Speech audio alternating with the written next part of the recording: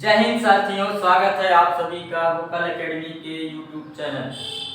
पिछली क्लास में हमने अभी तक पढ़ लिया है कि अम्ल क्या होता है। आज के क्लास में हम पढ़ेंगे कि क्षार क्या होता है, क्षार से कितने क्वेश्चन बनते हैं, वो एक एक करके हम सारी बातें देखेंगे। तो आइए देखते हैं कि क्षार क्या होता है।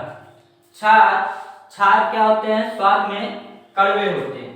क्षार स्वाद में कड़वे होते हैं, जबकि अम्ल क्या होते हैं? स्वाद में खट्टे होते हैं। जो क्षार की पीएच वैल्यू है, क्षार की पीएच वैल्यू है वो 7 से अधिक होती है, जबकि अम्ल की पीएच वैल्यू 7 से कम होती है। और जो उदासीन होते हैं जैसे जितने भी लवण हैं या फिर आसुत जल, उनका पीएच होता है 7। अब आर्हेनियस जी ने क्षार की क्या डिफिनीशन दी, तो इससे भी क्वेश्चन पूछता है कि जो क्षार होते हैं जल में OH निगेटिव आयन देते हैं। जो क्षार होते हैं जल में OH निगेटिव आयन देते हैं। और यह किसने बताया? तो यह बताया आर्हेनियस जी ने। उसके बाद ब्रांटन-लोरी जी ने क्षार की क्या डिफिनीशन दी, तो ब्रांटन-लोरी जी ने क्षार की डिफिनीशन दी कि जो क्षार होते हैं ये प्रोटॉन H+ ग्राही होते हैं। जो क्षार होते हैं प्रोटॉन H+ ग्राही होते हैं, जबकि अम्ल जो होते हैं ये प्रोटॉन H+ दाता होते हैं। प्रोटॉन H+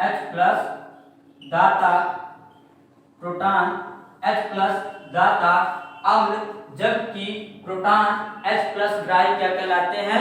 क्षार कहलाते हैं। ब्रांटन-लोरी के अनुसार प्रोटॉन H+ ग्राही, जबकि प्रोटॉन H+ दाता क्या कहलाते हैं? क्षार कहलाते हैं। इसके बाद देखते हैं कि लुईस जी ने क्षार की क्या डिफिनीशन दी। लुईस जी ने बताया कि जो क्षार होते हैं एकांकी इलेक्ट्रॉन युग्म दाता। जो क्षार होते हैं एकांकी इलेक्ट्रॉन युग्म दाता, जबकि जो अम्ल होते हैं एकांकी इलेक्ट्रॉन युग्म ग्राही। एकांकी इलेक्ट्रॉन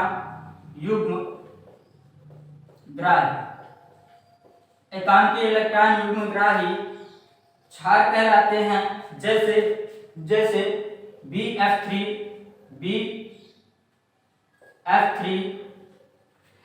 और एकांकी इलेक्ट्रॉन युग्म दाता क्या कहलाते हैं? क्षार कहलाते हैं। जैसे NH3 NCl3 H2O, ये सब लुईस क्षार कहलाते हैं, जबकि BF3 क्या है? लुईस अम्ल है। अभी इनके बारे में डिफरेंस देखते हैं, कैसे इनको पहचाना जाता है कि कौन लुईस अम्ल है और कौन लुईस क्षार है। और जो क्षार होते हैं ये लाल लिटमस पेपर को नीला कर देते हैं। जो क्षार होते हैं ये लाल लिटमस पेपर को नीला कर देते हैं, जबकि जो अम्ल होते हैं वे नीले लिटमस पेपर को लाल कर देते हैं।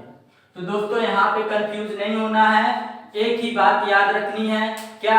या तो अम्ल का आप याद रख लीजिए या तो क्षार का।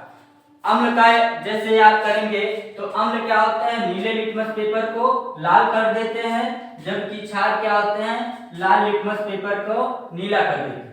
यहाँ पे एक ही बात याद रखेंगे कि अम्ल नीले लिटमस पेपर को लाल कर देते हैं, इसी का जस्ट अपोजिट कर देंगे तो क्षार के बारे में पता हो जाएगा कि क्षार क्या करते हैं? लाल लिटमस पेपर को नीला करते हैं। और ये मेथिल ऑरेंज एक कृत्रिम सूचक है।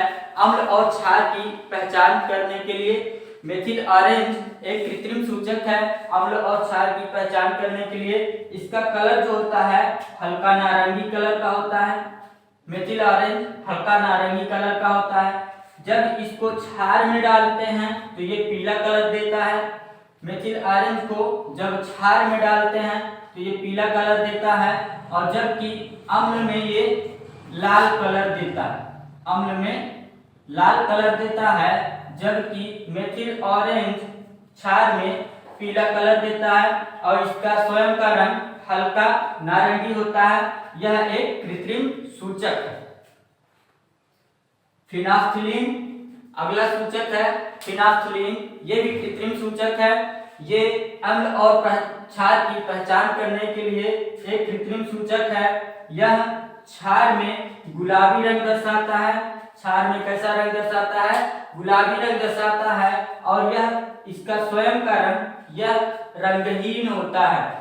तो फिनाफ्थलीन कैसा होता है, रंगहीन, इसका कोई रंग नहीं होता, और यह अम्ल में भी कोई रंग नहीं दर्शाता, मतलब अम्ल में भी ये रंगहीन होता है, जबकि क्षार में यह फिनाफ्थलीन कैसा रंग दर्शाता है, प्रदर्शित करता है गुलाबी रंग। अब आइए कुछ क्षार देखते हैं कि और क्षार से कैसे क्वेश्चन बनते हैं। जैसे पहला क्षार है,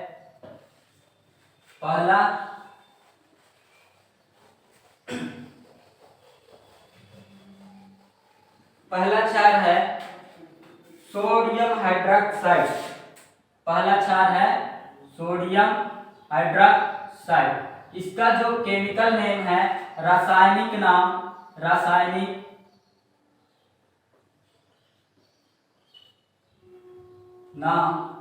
जो केमिकल नेम है वो है sodium hydroxide. Sodium hydroxide common name, साधारण नाम इसका जो है, साधारण नाम इसको क्या बुलाते हैं, साधारण नाम इसका कास्टिक सोडा। कास्टिक सोडा को क्या बोलते हैं, सोडियम हाइड्रोक्साइड। कास्टिक सोडा को क्या बोलते हैं, सोडियम हाइड्रोक्साइड। इसका फार्मूला होता है NaOH। Caustic soda. इसका प्रयोग कहाँ पे करते हैं, तो इसका प्रयोग होता है साबुन बनाने में। इसका प्रयोग साबुन बनाने में जब उच्च वसी अम्लों की सोडियम हाइड्रोक्साइड के साथ रिएक्शन कराते हैं तो साबुन बनता है और ग्लिसरॉल बनता है। साबुन बनता है और ग्लिसरॉल बनता है, और यह क्रिया कहलाती है साबुनीकरण। जैसे ये highly fatty acid RCOOH highly fatty acid की जब NaOH से रिएक्शन कराते हैं तो बनता है हार्ड सोप कठोर साबुन जो कपड़े धुलने के काम में आता है। प्लस क्या बनता है, ग्लिसरॉल। हार्ड सोप बनता है, तो हार्ड सोप बनाने में, कठोर साबुन बनाने में किसका यूज करते हैं, NaOH caustic soda, sodium hydroxide का यूज करते हैं कठोर साबुन बनाने। अब कठोर साबुन यूज होता है कपड़े धोने में। यह हाईली फैटी एसिड है, सोडियम हाइड्रोक्साइड के साथ रिएक्शन कराएं तो हार्ड सोप बना, प्लस क्या बना, ग्लिसरॉल बना, और यही क्रिया कहलाती है साबुनीकरण। तो पूछता है क्वेश्चन में साबुनीकरण क्या होता है, सल्फोनिफिकेशन क्या होता है, तो यह होता है साबुन बनाने की विधि। अब अगला और इससे क्या क्वेश्चन बनते हैं, यह यूज होता है कागज उद्योग में और रेशम उद्योग में। कागज उद्योग में और रेशम उद्योग में किसका यूज होता है, सोडियम हाइड्रोक्साइड का। और इसका प्रयोग कहाँ करते हैं, तो पेट्रोलियम के शुद्धिकरण पेट्रोलियम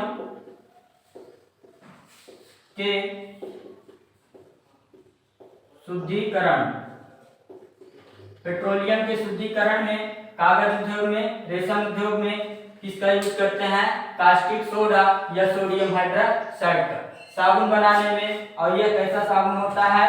हार्ड सोप, कपड़े धोने वाला साबुन, हार्ड सोप उसे कहते हैं जो जल में घुलकर आसानी से झाग नहीं देता। हार्ड सोप उसे कहते हैं जो जल में घुलकर आसानी से झाग नहीं देता। आइए नेक्स्ट क्षार देखते हैं कि नेक्स्ट क्षार क्या है। नेक्स्ट क्षार है KOH, potassium hydroxide. KOH, potassium hydroxide. तो इसका जो केमिकल नेम है, रासायनिक नाम वो क्या है? पोटेशियम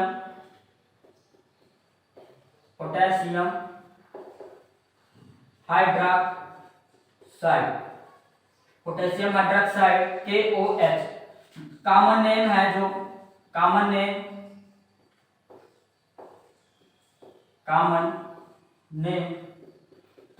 नेम इसका साधारण नाम है कास्टिक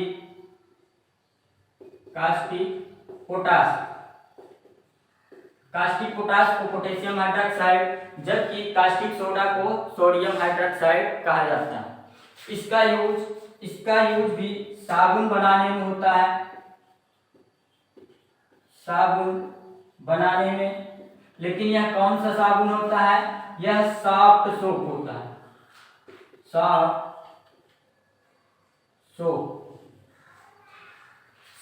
सोप मतलब नहाने वाला साबुन बनाने में किसका यूज होता है? पोटेशियम हाइड्रोक्साइड का। नहाने वाला साबुन बनाने में किसका यूज होता है? पोटेशियम हाइड्रोक्साइड का। जबकि कपड़े धोने वाले साबुन में किसका यूज होता है? तो पोटेशियम हाइड्रोक्साइड का यूज होता है सॉफ्ट सोप बनाने में। इसका साधारण नाम क्या है? कास्टिक पोटास, सॉफ्ट सोप, नहाने वाला साबुन। अब अगला क्षार देखते हैं। ये एक स्ट्रॉन्ग बेस है, यह एक स्ट्रॉन्ग बेस है। सोडियम हाइड्रोक्साइड भी एक स्ट्रॉन्ग बेस है। अब देखते हैं अगला जो क्षार है वो कौन सा क्षार है? अगला क्षार मैग्नीशियम हाइड्रोक्साइड, MgOH का होल ट्वाइस, मैग्नीशियम हाइड्रोक्साइड। तो इसका जो रासायनिक नाम है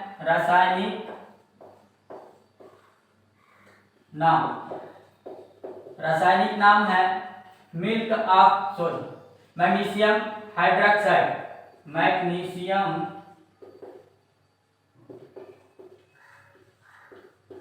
हाइड्रोक्साइड, मैग्नीशियम हाइड्रोक्साइड तो क्या सूत्र होता है? MgOH का होल ट्वाइस।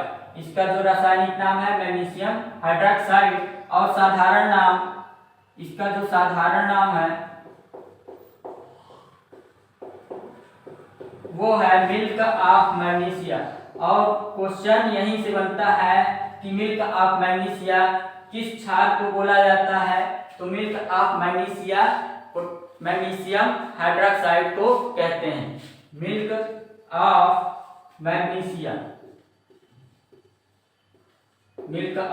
मैग्नीशिया यह एंटा एसिड के रूप में कार्य करता है। एंटा एसिड के रूप में कार्य करता है।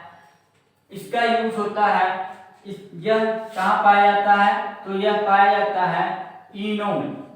जब कभी भी एसिडिटी हो जाती है, पेट में HCl की मात्रा बढ़ जाती है, जब भी हम स्पाइसी फूड खाते हैं तो पेट में HCl की मात्रा बढ़ जाती है और हमको क्या हो जाती है? एसिडिटी को दूर करने के लिए हम क्या लेते हैं? इनो। और इनो में पाया जाता है मैग्नीशियम हाइड्रोक्साइड जो एंटा एसिड के रूप में कार्य करता है, मतलब प्रति अम्ल के रूप में कार्य करता है। और यह उस एसिड को HCl की मात्रा क्या कर देता है? यह क्या है? क्षार है। क्षार और जब भी क्षार और अम्ल का रिएक्शन होता है तो बनता है साल्ट प्लस वाटर। तो यह उसको न्यूट्रल कर देता है। कौन?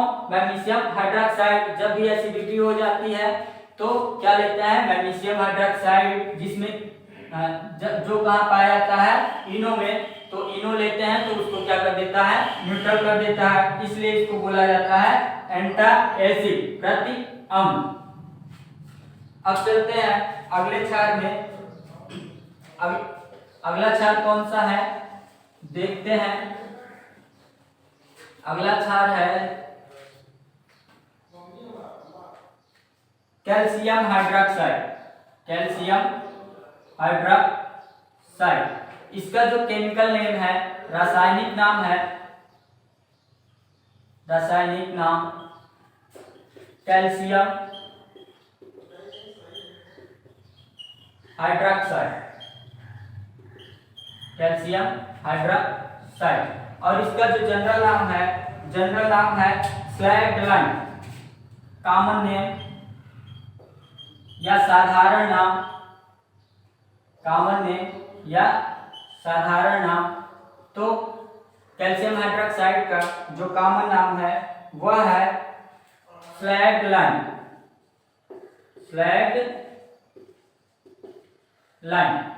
स्लैगलाइन मीन्स बुझा हुआ चूना।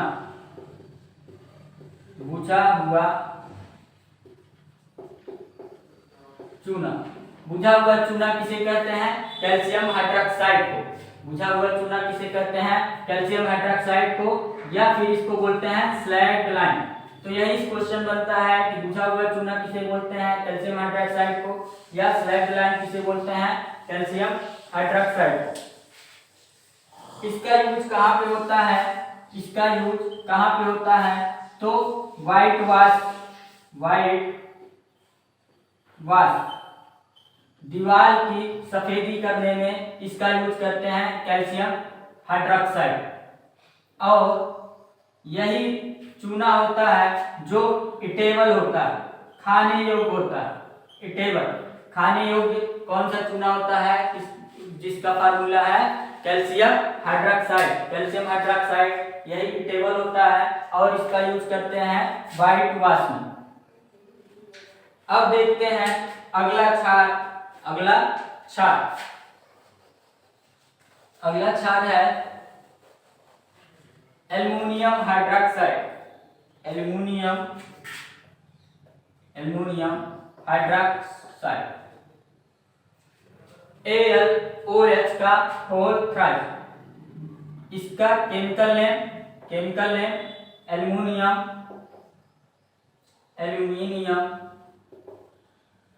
हाइड्रोक्साइड।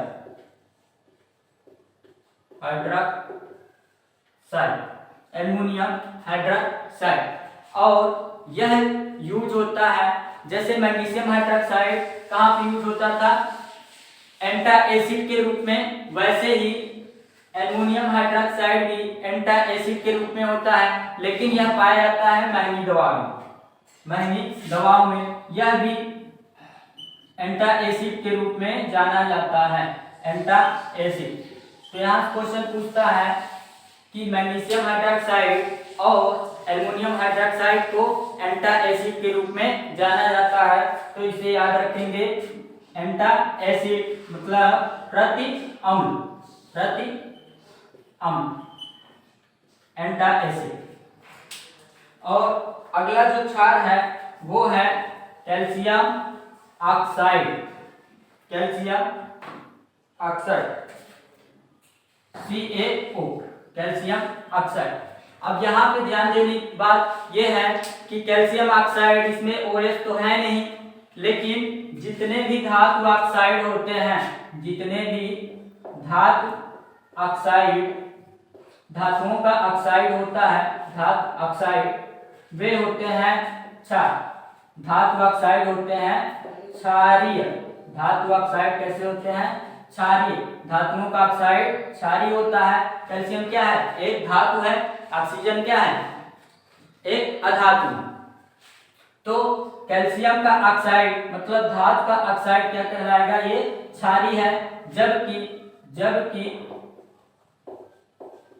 अम्ल का ऑक्साइड, अम्ल का ऑक्साइड क्या कहलाता है, जबकि अम्ल का ऑक्साइड जबकि अधातुओं का ऑक्साइड, अधातुओं का ऑक्साइड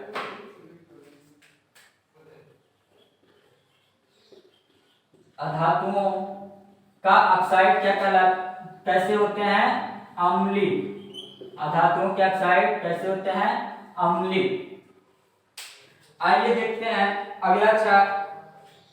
तो इससे और क्वेश्चन क्या बनता है, कैल्शियम ऑक्साइड। कैल्शियम ऑक्साइड क्या है, धातु ऑक्साइड है। धातु ऑक्साइड जितने भी होते हैं वो कैसे होते हैं, क्षारीय होते हैं। जबकि अम्लीय ऑक्साइड कैसे, अधातुओं का ऑक्साइड कैसा होता है, अम्लीय। अधातुओं का ऑक्साइड कैसा होता है, अम्लीय। इसका यूज होता है, कैल्शियम ऑक्साइड का यूज करते हैं सीमेंट बनाने में, सीमेंट बनाने में। सीमेंट में इसकी मात्रा लगभग होती है 60 से 70%। 60 से 70% कैल्शियम ऑक्साइड सीमेंट में यूज होता है। जब कैल्शियम ऑक्साइड की मात्रा सीमेंट में ज्यादा हो जाती है, जब कैल्शियम ऑक्साइड की मात्रा सीमेंट में ज्यादा हो जाती है तो सीमेंट में क्रैकिंग आने लगती है। क्रैकिंग, दरारें।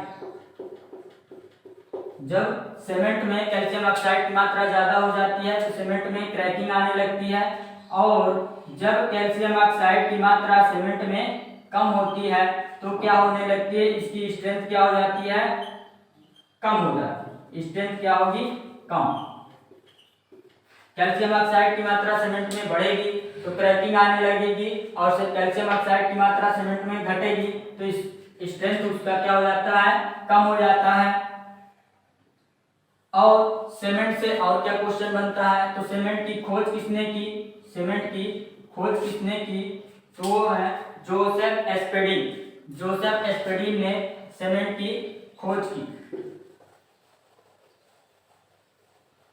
जोसेफ एस्पेडिन, सीमेंट की खोज किसने की, सीमेंट की खोज तो वो है जोसेफ एस्पेडिन।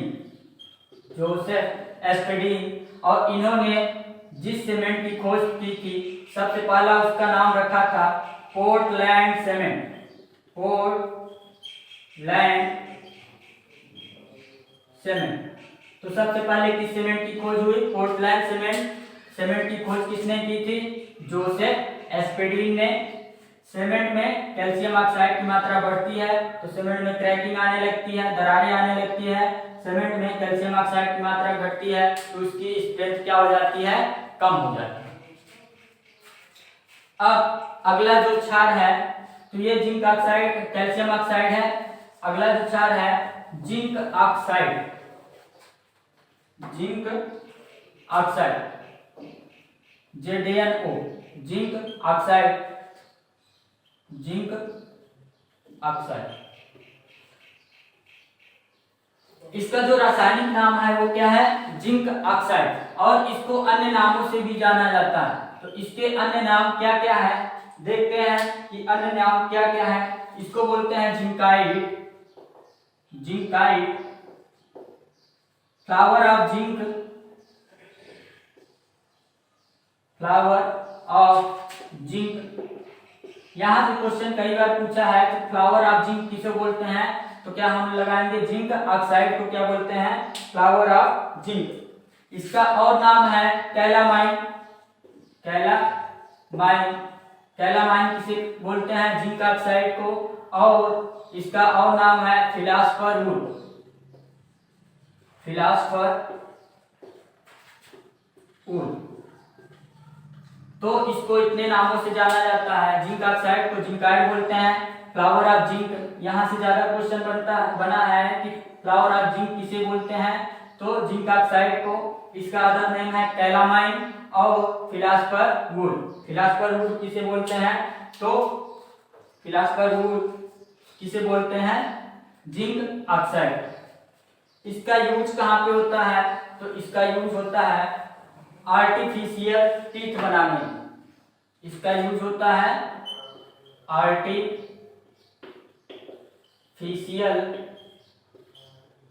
टीथ बनाने में, आर्टिफिशियल टीथ बनाने में और एंटी टैनिंग क्रीम बनाने में। Anti tanning cream,